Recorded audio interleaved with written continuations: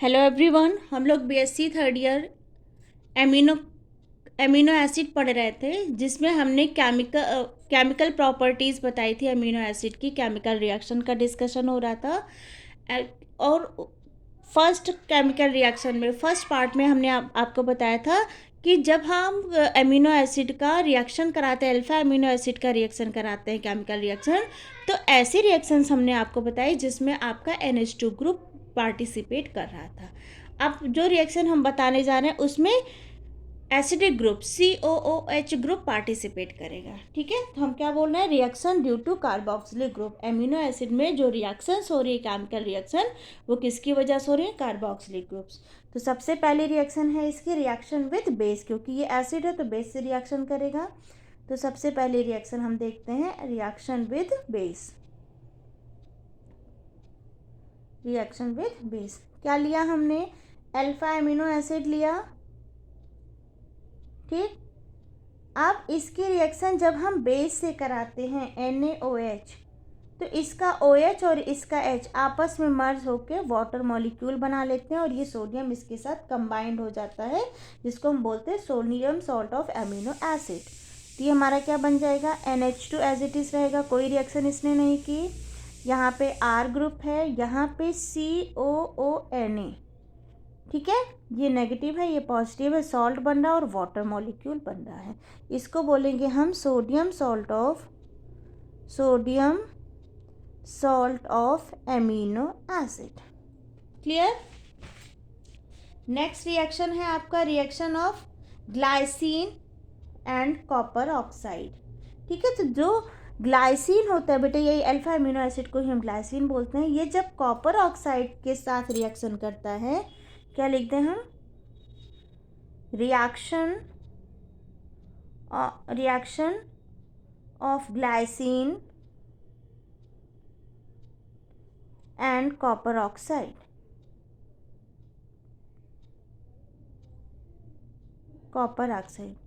Copper oxide जब alpha amino acid के साथ रिएक्शन करता है, ग्लाइसिन के साथ रिएक्शन करता है, तो ये किलेट्स का फॉर्मेशन करता है, जो कि एक डार्क ब्लू कलर का कॉम्प्लेक्स होता है।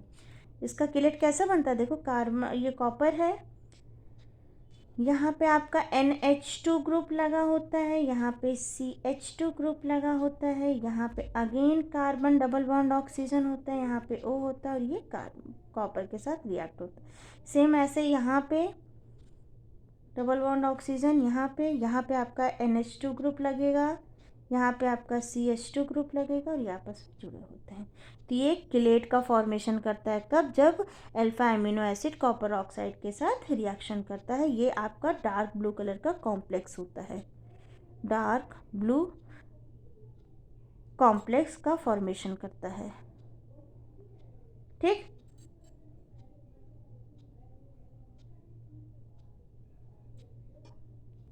अब आता है स्टेरिफिकेशन।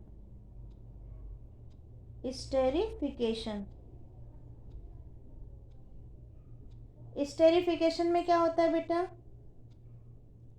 NH2 CH2 COOH, ये है आपका R ग्रुप। ठीक है, ये तो आपका हो गया अल्फा एमिनो एसिड। इसकी रिएक्शन हम किससे करा दें, पहले तो हम HCl से इसकी रिएक्शन करा देंगे। ठीक है, जब हम HCl से रिएक्शन कराते हैं तो क्या होता है, ये जो आपका N2 ग्रुप है ये इससे रिएक्शन करेगा, क्योंकि ये बेस है और ये एसिड है।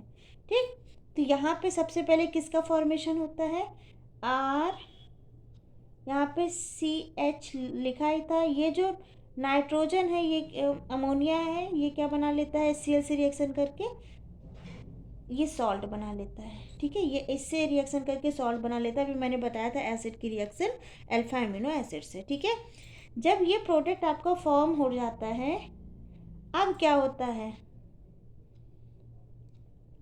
अब बेटा अब हम इसकी रिएक्शन जब इथाइल अल्कोहल से कराते हैं C2H5OH, अब ये अल्कोहल इस एसिड के साथ रिएक्शन करता है। ठीक है,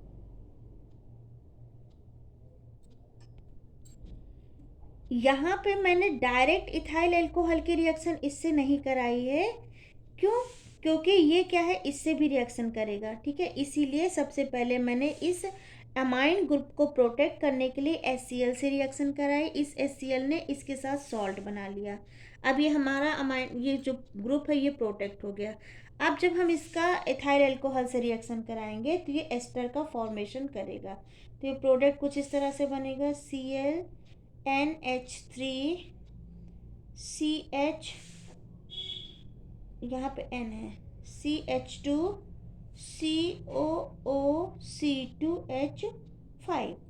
अब जब हम इसका AgOH की प्रेजेंस में रिएक्शन कराएंगे तो ये दोबारा से, ये जो हमारा ये सॉल्ट बना है दोबारा से ये NH2 में कन्वर्ट हो जाएगा। तो ये बन जाएगा हमारा H2N CH2COOC2H5। ठीक है, इसको बोलते हैं इथाइल अल्फा एमिनो एसीटेट। और साइड प्रोडक्ट में क्या बनेगा, AgCl निकल जाएगा प्लस वाटर मॉलिक्यूल निकल जाएगा। तो ये था esterification of amino acid. Next reaction है formation of acid chloride. Formation of acid chloride, acid chloride. ठीक है,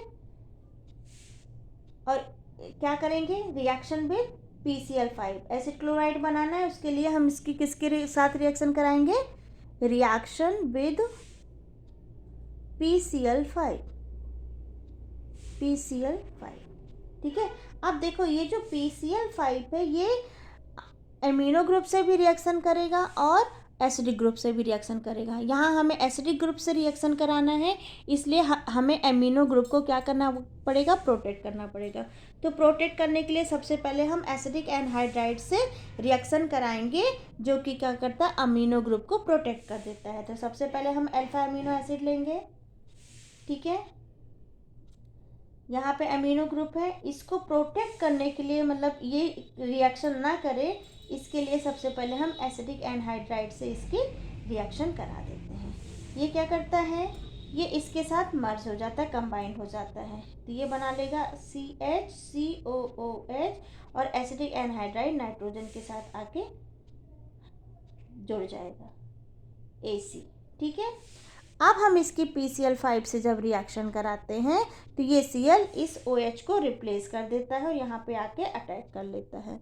तो ये बन जाएगा आपका RCH, ये तो एज इट इज़ रहेगा, NHAC एज इट इज़ रहेगा एसिटिक एनहाइड्राइड, और यहाँ पे क्या बन जाएगा आपका C डबल बॉन्ड O और Cl। ठीक है, अब इसको डिप्रोटेक्ट कर दें। ये जो हमारा ये AC ग्रुप था, इसको हटाने के लिए हम इसके साथ किसकी रिएक्शन करा देंगे, HCl की। जब हम HCl की रिएक्शन कराएंगे तो ये हमारा डिप्रोटेक्ट हो जाएगा और दोबारा से अमाइन ग्रुप में क्या हो जाएगा, कन्वर्ट हो जाएगा। क्लियर।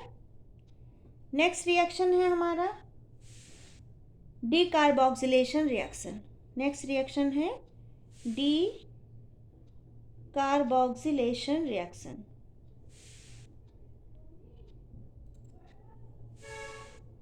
डीकार्बोक्सिलेशन रिएक्शन, इसमें क्या होता है, प्राइमरी एमीन की रिएक्शन हम बेरियम कार्बोनेट से कराते हैं। ठीक है, बेरियम हाइड्रोक्साइड से रिएक्शन करा देंगे और इसका डिस्टिलेशन रिएक्शन कराएंगे। हमें डीकार्बोक्सिलेशन मतलब CO2 निकालना ही निकालना है, कार्बन, एक नंबर कार्बन हमें कम करना होता है इसमें। कैसे होगी ये रिएक्शन, देखिए इसमें क्या करते हैं हम, पहले हमने अल्फा एमिनो एसिड लिया,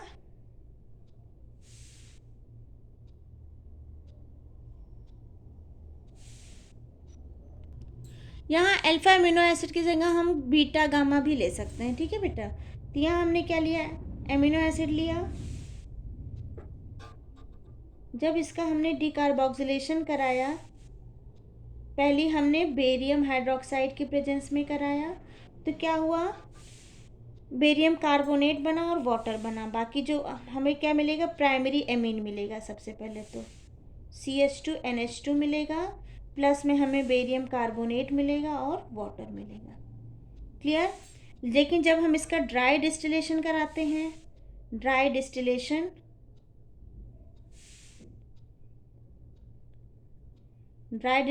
कराते हैं तो भी हमें क्या मिलेगा, पहले तो हमें प्राइमरी एमीन मिलेगा और उसके बाद कार्बन डाइऑक्साइड गैस निकलेगी। तो तो ये था decarboxylation of amino acid. I hope आपको ये लेक्चर समझ में आया होगा। Thank you.